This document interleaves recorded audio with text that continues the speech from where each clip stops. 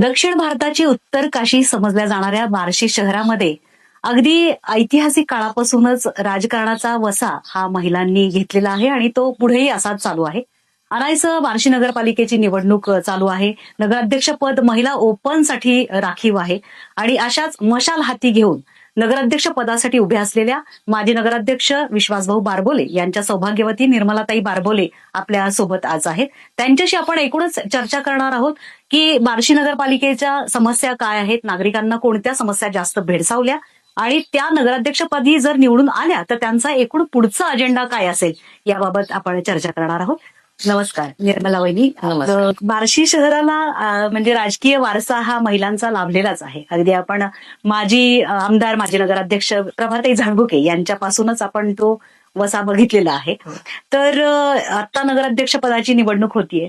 पडद्यामागचे कलाकार म्हणून तुम्ही विश्वासभाऊंच्या सोबत सतत राहिलेले आहात, तर कधी पडद्यासमोर आलेल्या नाहीयेत. पण आता तुम्ही आता सध्या नगराध्यक्ष पदासाठी ही निवडणूक लढवतायत. मशाल चिन्ह आहे तुमचं. तर काय सांगाल एकूणच वैयक्तिक आयुष्याबद्दल तुमच्या, की तुमचं बालपण कसं गेलं, शिक्षण कसं, तुमचा माहेरचं बॅकग्राऊंड कसं? माझं बालपण सगळं पुण्यामध्येच गेलं. पुण्यातच माझं शिक्षण झालं. आबासाहेब गरवारे कॉलेजमधनं मी BA केलं आणि पुणे युनिव्हर्सिटीमधनं मास्टर्स केलं. अर्थशास्त्रामध्ये माझा मास्टर्स आहे. बरं. त्यामुळे त्या शिक्षणाचा मला बार्शीच्या कारभारामध्ये, बार्शीच्या नगर परिषदेचे जे अर्थकारण आहे ते सुधारवण्यासाठी मला नक्कीच त्याचा उपयोग होईल. तुमचं असं बॅकग्राऊंड असं काही हे होतं का, म्हणजे राजकारणाशी काही जुळलेलं? नाही. वडिलांचा व्यवसायच असायचा होता. ओके. आणि राजकारणाचा काडीचाही संबंध नव्हता. तुम्ही एकट्याच? नाही, आम्ही तिघी बहिणी आणि एक भाऊ आहे. बहिणींमध्ये मी छोटी आहे सगळ्यात. माझ्यापेक्षा छोटा भाऊ आहे. आई वडिलांचं काय? आई वडील दोन्ही माझे एक्सपायर झालेत. अण्णासाहेबांपासून अगदी हा राजकीय वारसा सुरू आहे. तर हा सगळा वसा घेत असताना राजकारणाबद्दल आणि एकूणच बारबोले घराण्याबद्दल तुम्ही अगदी जवळून पाहिलेलं आहे. अण्णासाहेबांना पाहिलंय, विश्वासभाऊंचं कार्य पाहिलेलं आहे. एकूणच बार्शी शहरात बारबोले घराणं हे खूप प्रतिष्ठित आहे. तर काय सांगाल राजकीय वाटचालीबद्दल? जेव्हा मी बारबोले फॅमिलीमध्ये आले तेव्हा हे सगळं वातावरण राजकीयच होतं त्यांच्या घरामध्ये. समाजकारण आणि राजकारण. आम्ही महिला जरी पुढं नसलो तरी मोठमोठे नेते आमच्या घरी यायचे. त्यामुळे कानावर बरंच पडायचं. राजकारणाचं म्हणा, समाजकारणाचं म्हणा, राबता असायचा. छोटे मोठे नेते कायम यायचे. साधारण कोणते नेत्यांची तुमची सहभाग? आदरणीय शरदचंद्रजी पवार साहेब यायचे. आपले पद्मसिंहजी पाटील, अकलूजचे नेते सगळे, बरेचसे मोठे मोठे नेते आमच्याकडे येऊन यायचे. मग त्यांची सगळी व्यवस्था करणं, बघणं या माझ्या सासूबाई आणि आम्ही मिळून सगळं करायचो. त्यांच्या काही चर्चा झाल्या, आतमध्ये काही चर्चा व्हायच्या त्या आमच्या कानावर पडायच्या. त्यामुळे प्रत्यक्ष जरी आम्ही नसलो तरी माहिती बरीचशी असायची. आता हे महिला नगराध्यक्ष पद आणायचं निघालेलं आहे, तर त्याच्यात तुम्ही उमेदवार आहात. राजकीय वारसा हा माहेरी नव्हता, पण बारबोले घराण्याचा राजकीय वारसा लाभलेला आहे. तर म्हणजे तुम्हाला एंट्री करावी वाटली किंवा काय, म्हणजे घरच्यांचा सपोर्ट होता, नेमकं काय सांगाल? महिलेसाठी आरक्षण पडलं नगराध्यक्ष पदासाठी, तेव्हा मला संधी आल्यासारखं वाटायला लागलं. मला एक संधी मिळते. मग घरातून सर्व पुरुषांचा तर संमती होतीच. म्हणजे संमती म्हणण्यापेक्षा पाठिंबा होता त्यांचा.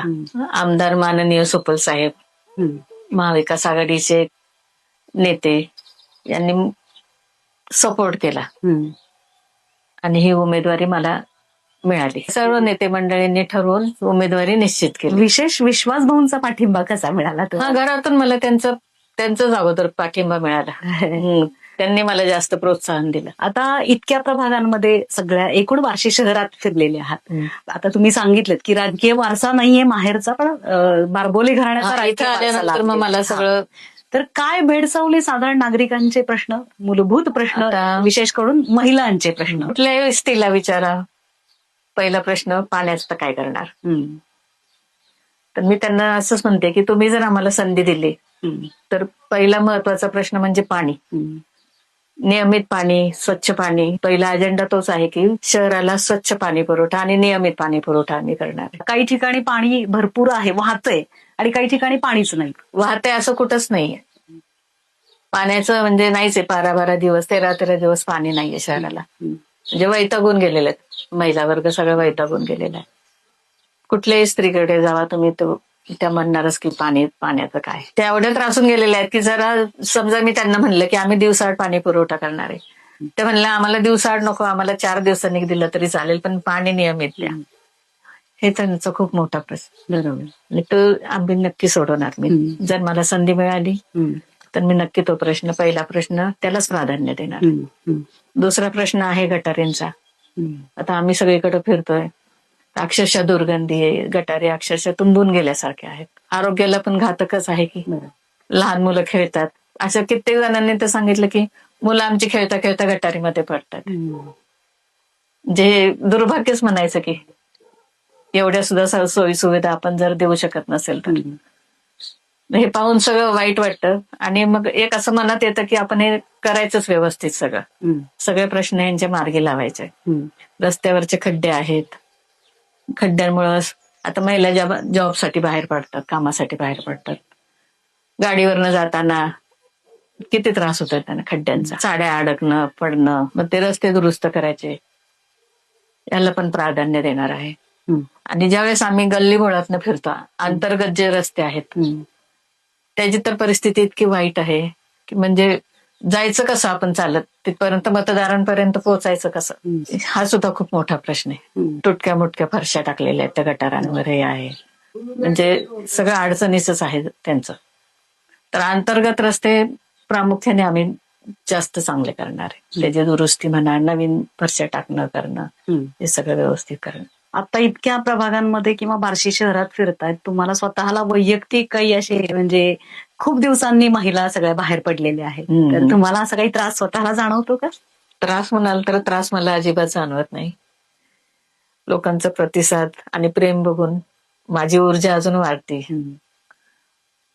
आणि अनुभव पण असे येतात की एकदम आम्ही बालाजी कॉलनीमध्ये फिरत होतो, मग एक मुस्लिम महिला आल्या, अगदी प्रेमाने मला जवळ घेतलं त्यांनी. आतमध्ये गेल्या, घरात गेल्या, अत्तराची कुप्पी आणली, माझ्या हाताला लावलं, त्यांच्या धर्मातले काही मंत्र असतील ते म्हणले त्यांनी आणि खूप मला मनापासून शुभेच्छा त्यांनी दिल्या. असे खूप अनुभव मला येतात ते सगळीकडेच. मग अशा प्रेम करणाऱ्या आया बहिणींसाठी काम करणं हे मला खूप मनापासून असं वाटतं की करायलाच हवं आपण त्यांच्यासाठी काही. खूप महिला अशा अप्रिशिएट करतात की आपण त्यांच्यापर्यंत पोहोचतोय, त्यांचे प्रश्न जाणून घेतोय, त्यांना मनापासून आश्वासन देतोय. त्यांना खूप चांगलं वाटतं, खात्री पण वाटते त्यांना की नाही बाबा हे करू शकतील. या बरोबर. तुम्ही नगराध्यक्षपदी समजा जर निवडून आलात तर असं काही तुमचं अजेंडा ठरलाय का? तुमचं पुढचं विजन माझं खूप चांगलं आहे. बार्शी स्वच्छ सुंदर करायची आहे.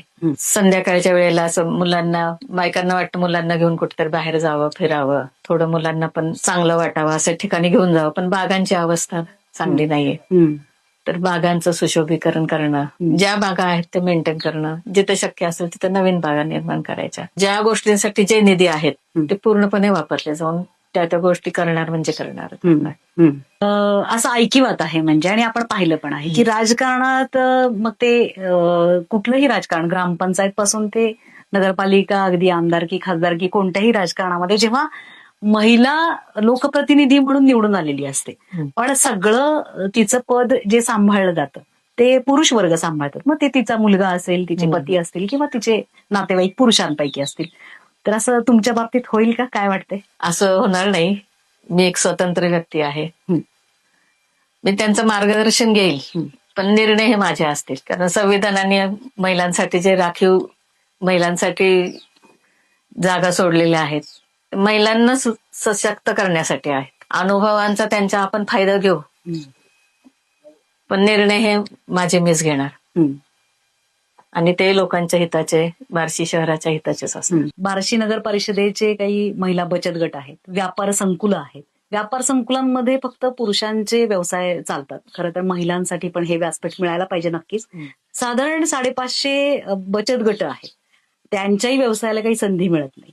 असं काही तुम्हाला जाणवलं का? आणि त्यांच्यासाठी तुमचं पुढचं विजन काय असेल महिलांसाठी? शहरामध्ये फिरताना, इंडस्ट्रियल एरियामध्ये फिरताना खूप कष्ट करणाऱ्या स्त्रिया मी पाहिल्यात, ज्यांचं हातावरचं पोट आहे, पूर्ण घर त्यांचं त्या महिलेवरच अवलंबून आहे. अशा महिलांसाठी नगर परिषदेतर्फे, नगर परिषदेच्या माध्यमातून आणि सामाजिक संस्थांच्या माध्यमातून त्यांना उद्योगाच्या, रोजगाराच्या संधी उपलब्ध करून द्यायचा प्रयत्न नक्कीच करणार आहे. माझी बार्शी सुंदर बार्शी अशी टॅगलाईन आम्हाला नगराध्यक्ष पदाच्या उमेदवार ज्या आहेत त्यांच्याकडून हवी आहे. खरं तर तुम्ही म्हणाल्याप्रमाणे स्वच्छ आणि सुंदर बार्शी करण्यासाठी आणि नगरपालिकेचा कारभार पारदर्शक करण्यासाठी मी माननीय श्रीमती प्रभाताई झाडबुके यांचा वसा घेऊन पुढे निघालेली आहे. तसेच खासदार ओमदादा निंबाळकर साहेब आणि आपले लोकप्रिय आमदार माननीय दिलीपरावजी सोपल साहेब यांच्या मार्गदर्शनाखाली मी बार्शी नगर परिषदेची नगराध्यक्ष पदाची निवडणूक लढवत आहे. चिन्ह आहे मशाल. तरी आपण, मी आणि माझ्या सहकाऱ्यांना मशाल या चिन्हासमोरील बटन दाबून प्रचंड बहुमताने निवडून द्यावे अशी मी आपल्याला विनंती करते. धन्यवाद. नक्कीच ठाकरे सेनेची मशाल घेऊन तुम्ही नगराध्यक्ष पदासाठी उभे आहात. माजी नगराध्यक्ष विश्वासभाऊ बारबोले आणि एकूणच बारबोले घराण्यावरती बार्शीकरांचा नक्कीच विश्वास आहे. तर अशीच मशाल घेऊन तुम्ही हा बार्शीचा आसमंत प्रज्वलित करावा. बार्शीकरांकडून आणि आम्हा सर्वांकडून आपणाला खूप शुभेच्छा. धन्यवाद.